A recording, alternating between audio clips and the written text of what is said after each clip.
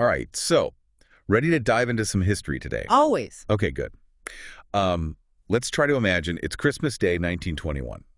But instead of, cozy fireplaces and carols and all that, we're in a federal prison in Atlanta. Eugene V. Debs, you know him, prominent socialist leader. Yes. Okay, so he was in prison for speaking out against World War I, right?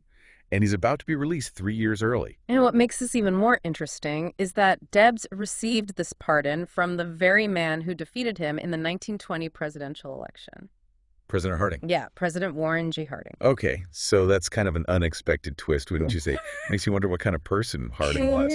Because, historians, they often rank him pretty poorly. Yeah. But this act of, showing mercy toward a political opponent kind of paints a different picture. It does. It definitely adds a layer of complexity to his character, and that's what we're going to be looking at today. Warren G. Harding. Was he truly a failure, as some historians say, defined by scandals? Or was he something more than that? All right, so to understand him better, I think we should rewind a bit, right?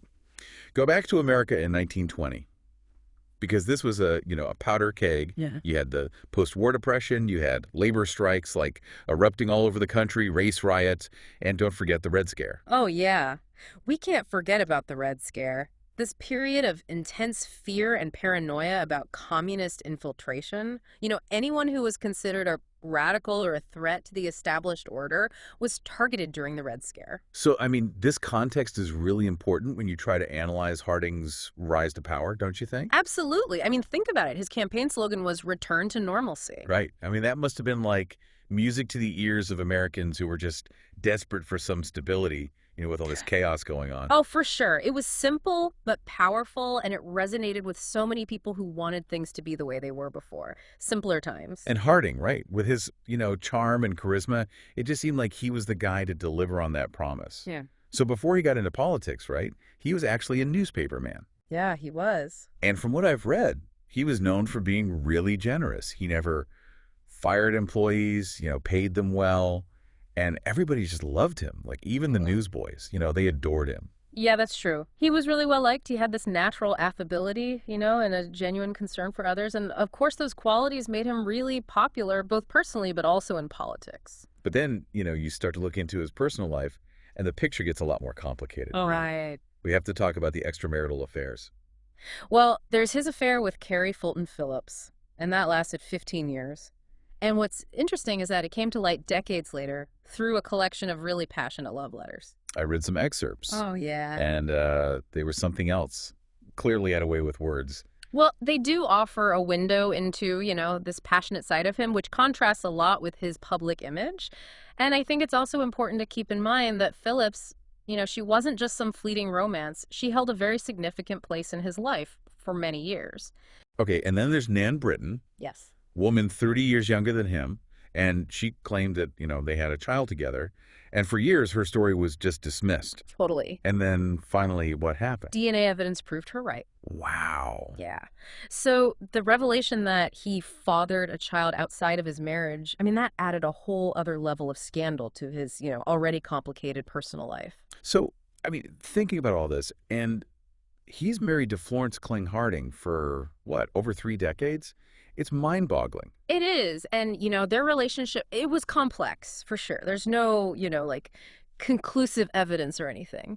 But some historians believe that Florence, she might have known about the affairs, but she decided to just maintain this public facade of a happy marriage. Which would make sense, right? Considering what the social norms were at the time. Absolutely. But then, we look at Florence, and she wasn't just, like a silent partner at all. No, not at all. She was a political force in her own right. Oh, yeah. She advocated for women's rights, prisoner rights, and she really championed the needs of disabled veterans. So it seems like even though their personal lives were kind of a mess, professionally they were a really strong partnership. Yeah, their professional partnership, it seems like it was really a driving force in his political success. It's a really interesting dynamic, the way it shaped his personal and political life. Okay, so we've got this popular president, right? He's got charm, he's got charisma. But despite all that, his presidency, it's remembered mainly for the scandals that came out after his death. Yeah. And I think the most famous one has got to be the Teapot Dome scandal. Yeah. So what happened there? Can you kind of break it down for us? So the Teapot Dome scandal, this involved Albert Fall. He was Harding's Secretary of the Interior, and he was illegally leasing these government oil reserves to private companies.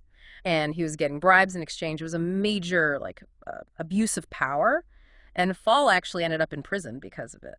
I mean, it's hard to believe that Harding would have actually, been okay with this, like, blatant corruption. Yeah. Yeah, and there's no evidence that he knew about this specific scheme or anything, but his management style, it was very hands-off. He really trusted the people he appointed, and he often delegated big decisions to them, and that kind of created an environment where corruption could, just flourish.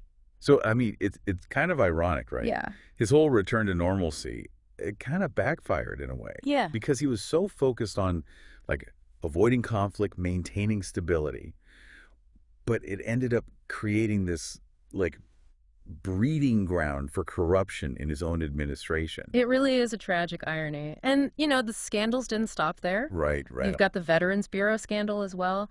This one, it was really disheartening. It involved Charles Forbes, who was the head of the newly formed Veterans Bureau. Oh, yeah, that's the one where he was, inflating costs and pocketing profits. Yeah, exactly. Right? And it was from construction and land deals and, all the supplies that were supposed to go to veterans. Wow. I mean, can you imagine? What a betrayal of trust. It was egregious. And especially, considering how committed Harding personally was to veterans, and Florence, they both really cared about their well-being. Yeah. Okay, so we're focusing a lot on these scandals. But you've mentioned before that, that's not the whole story. No, definitely not. What are we missing if we just focus on the bad stuff? Well, I think there's a whole other side to Harding that, gets overlooked a lot. For example, he was a big advocate for racial equality. Really? Yeah. I mean, that's pretty surprising, especially for that time period. Because, racism was so prevalent back then. Yeah, but Harding, compared to many others at the time, he was way more progressive on racial issues.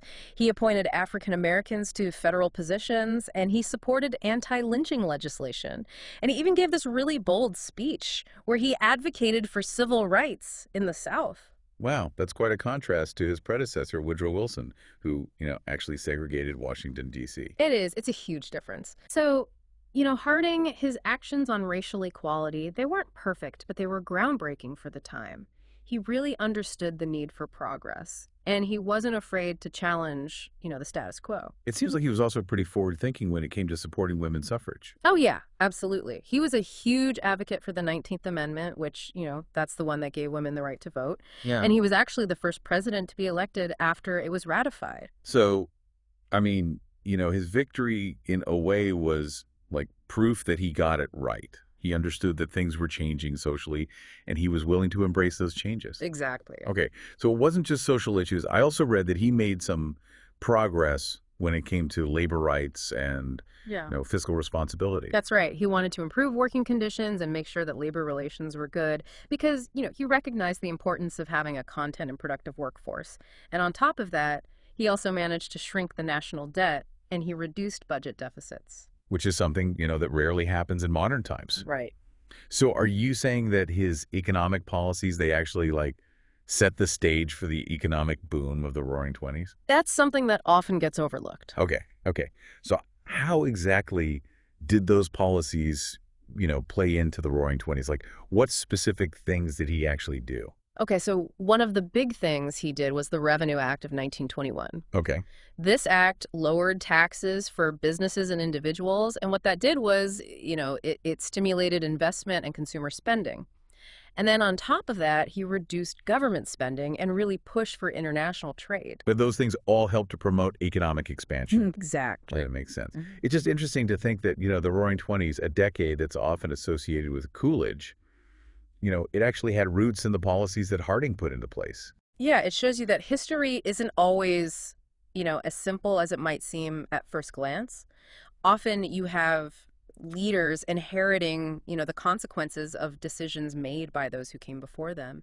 And those consequences can be both positive and negative. So it seems like we're starting to see a more nuanced picture of Harding emerging. Yes. He's charming, but flawed. Yeah. Progressive on some issues, but then, blind to the corruption that's brewing within his administration. And it's these contradictions that make him such an interesting figure, to really dig into and try to understand. All right, before we go too much further, I just want to make sure we're all on the same page here. Okay. What are some of the key takeaways about Harding that, that really stand out to you so far? I mean, first and foremost, his time in office was a time of real contrasts. We have the progressive steps he took on social and economic policy, but then at the same time, there were these massive scandals, Right. and that really damaged his reputation. It's like a reminder that, leadership is complex. Even those with good intentions can make big mistakes, and sometimes those mistakes have awful consequences. It seems like he was a man who was caught between these competing forces. Hmm. He wanted normalcy and stability, but he was also willing to embrace change and progress. And then, maybe he also had a tendency to trust the wrong people. And, it's these competing forces that led to a presidency that was, groundbreaking but tragically flawed at the same time. And I think the historical context is really important here. Oh, yeah, America in the 1920s was a nation that was dealing with a lot of change and uncertainty. for sure. So it makes sense that Harding's message of return to normalcy, it really resonated with people who were just craving some kind of stability, even if it came at a cost. Absolutely. It's crucial to understanding, both his appeal and his ultimate downfall. So we've established that Harding was more than just the scandals. But the question is, how did those scandals ultimately shape his legacy? And what happened after his death in 1923? Yeah. Because it was sudden, right? And that's what we're going to get into in the next part of our deep dive. It really is a tragic story, in a way. Yeah. A man who wants normalcy gets undone by the very thing he was trying to control. Yeah. And what makes it even more tragic is that he was actually on this cross-country trip, trying to repair his public image, and then he dies. And his death actually leads to even more of those scandals coming to light. You're right. It's like the moment he was gone, everything just blew up. That's crazy. There were rumors, right? Yeah. There were rumors of corruption before he died. But when he passed, investigators, whistleblowers, they all felt more empowered to come forward. You have to think, while he was alive, there was a sense of loyalty. Yeah. Nobody wanted to tarnish the image of the president. But once he was gone, it was like all bets were off. So I'm imagining the headlines at the time. The public must have been shocked. I mean, to realize how much corruption was actually going on in Harding's administration. Yeah, especially with the Teapot Dome scandal. Right. That really became a symbol of government corruption, during the Jazz Age. And the trials that followed, those were huge. I mean, they captured the nation's attention. The Jazz Age. Remind me, what was that all about again? The Jazz Age, that refers to the Roaring Twenties. So think flapper dresses, speakeasies, jazz music, It was a period of big social and cultural change in America. The economy was doing really well. There was a lot of cultural energy, but there was also a lot of social tension and, political scandals like Teapot Dome were happening. So this scandal happened during this time of change. And, a lot of social norms were changing, so it must have been even more shocking for the public. Right. It really went against that idea of normalcy that Harding had campaigned on. Okay, so let's talk about the people who were involved in the Teapot Dome scandal. What happened to them in the end? Well, Albert Fall, the one who orchestrated the whole scheme, he was convicted of bribery. And actually, he was the first cabinet member to ever go to prison for a crime committed while in office. Wow. That's a pretty big deal, right? For a cabinet member to be in prison because of corruption, that must have been a huge blow to the political establishment at the time. Oh, yeah, definitely. Public trust in the government took a big hit. People began to question the integrity of those in power and the systems that allowed that kind of corruption to happen. And what about Charles Forbes, the one who was, basically profiting from veterans? Did he face any consequences? Yeah, he did. Wow. So he had fled to Europe after the scandal broke, but he was eventually extradited, brought back, Yeah. and he was convicted of conspiracy and bribery. So, Fall and Forbes, they were both held accountable for their actions. Right. But what about Harding? How do we reconcile all these scandals with the good things he actually did? The progress, the reforms. That's the big question, isn't it? I mean, you can't just ignore the scandals. They're part of his presidency. They're woven into the fabric of it. But you also can't reduce him to just those events. It wouldn't be fair to history, and it wouldn't be fair to Harding. It's like, you don't want to judge an entire book by just one chapter. Right. There are all the progressive policies, his kindness, Yeah. his ability to connect with people. We can't just erase all of that. You can't. It's a complex picture. Harding was a man of his time. He was operating in a political system that was, pretty vulnerable to cronyism and backroom deals. But he also truly cared about the country and the people in it. And his death, it had these unintended consequences, right? Right. Because the scandals really hurt the reputation of the whole Republican Party. So do you think that, in a way, that paved the way for people like Franklin Delano Roosevelt and the New Deal? You know, it's definitely possible. The public have become disillusioned with the Republican Party because of those scandals, and that created an opportunity for new political voices and new ideas to emerge.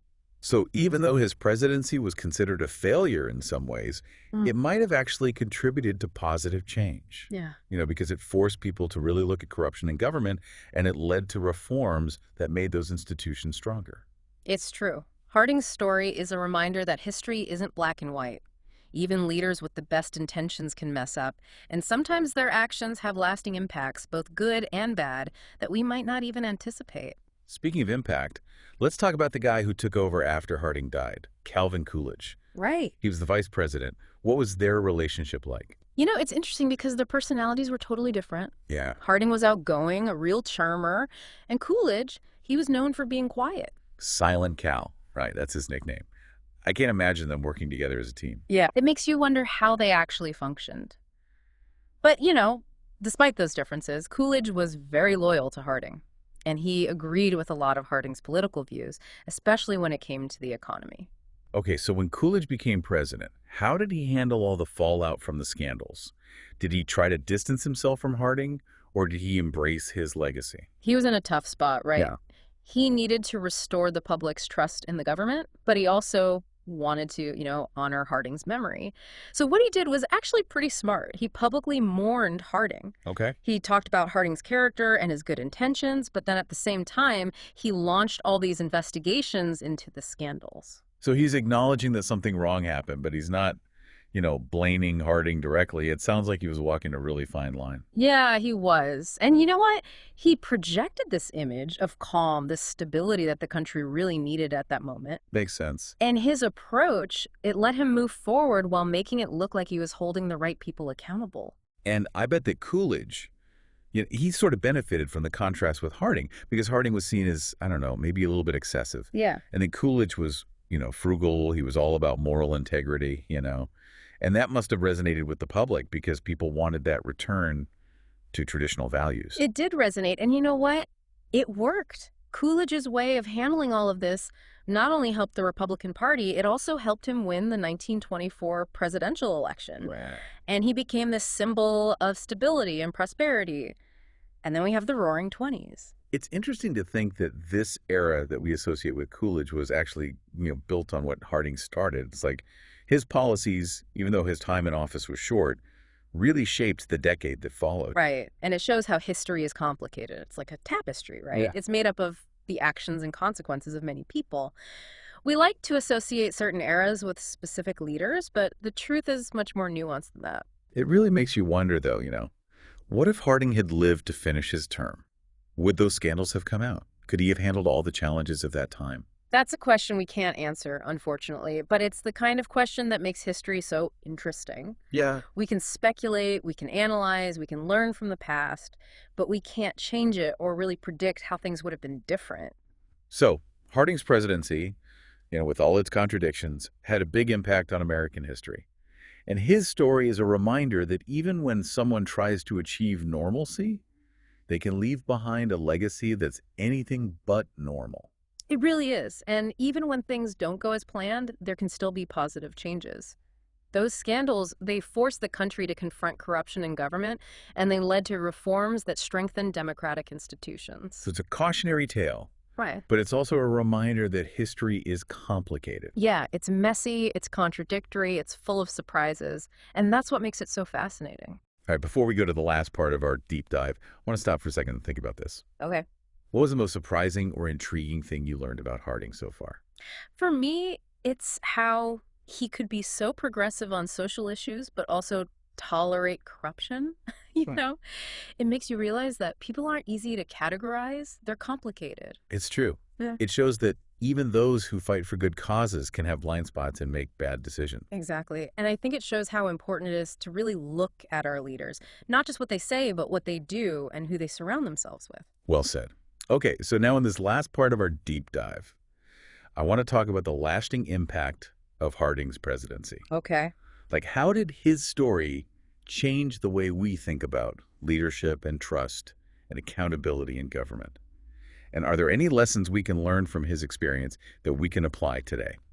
Okay, so we've talked about the scandals, right? Hmm. The achievements, all the contradictions of Harding's presidency, but there's this one question that just, like, keeps coming back to me. What's that? Okay, so how do you think history would remember him, judge him if all those scandals, they hadn't come out after his death? Like, would we focus more on, his progressive stances on things like race and labor? Would he be seen as, like, the guy who set the stage for the Roaring Twenties? It's a really good question, and it's tough to say for sure. But it is really interesting to think about. It's possible that without, the shadow of those scandals, we might see a different Harding, one where the focus is more on the good things he did. Yeah, right. Like his support for civil rights. And, he advocated for women's suffrage. And he even tried to improve labor relations. I mean, that's pretty significant for a president back then. Oh, yeah, for sure. And his economic policies, the ones that paved the way for the Roaring Twenties, those might be seen as like his biggest accomplishment. He might even be remembered as like a visionary leader, someone who led the nation toward this like huge period of prosperity. But even if those big scandals, Teapot Dome and the Veterans Bureau, they hadn't happened, there were still rumors of corruption and cronyism, even while he was in office.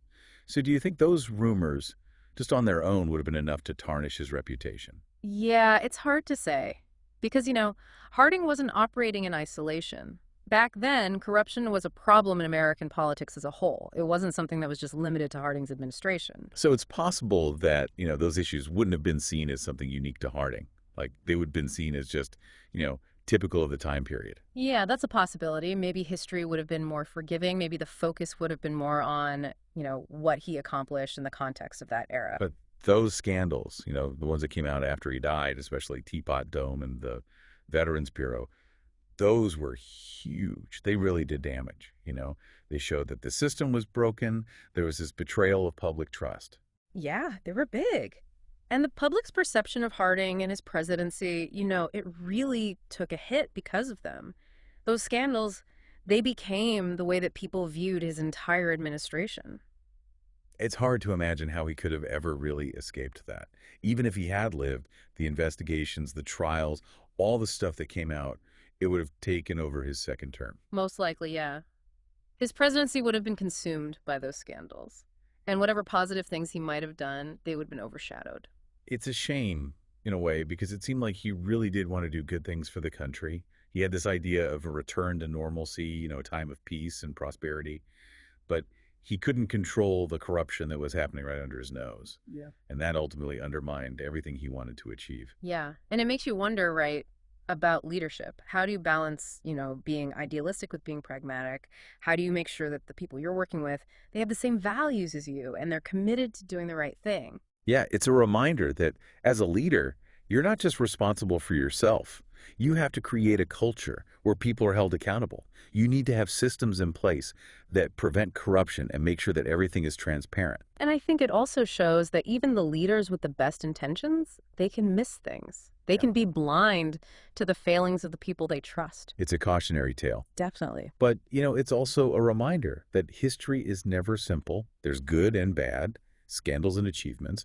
It's just part of human nature. And we get to decide, how we look at the past, we learn from it, and we figure out how those lessons can help us today. So as we wrap up our deep dive into Warren G. Harding, Yeah. I'm left with a mix of emotions. It's kind of sad, but I also have this new appreciation for how complex history really is. Right. It challenges us to think critically, to not just accept things at face value. It shows us that even the simplest stories often have these hidden layers, different ways of looking at things. The past isn't just a bunch of dates and events. No. It still affects us today. It shapes our present, for sure. And it has the power to influence the future. Absolutely. So the next time you come across, some historical figure, whether they're someone we celebrate or someone we criticize, take a second to really look into them. Don't just read the headlines. Think about the context. Don't be afraid to explore those complexities. You might be surprised by what you find. Yeah, you might even get hooked on uncovering those hidden stories, the connections, the human drama. It's what makes history come alive. Because at the end of the day, History isn't just about the past. It's about understanding ourselves and the world around us. It's about the power of the human story. Well said.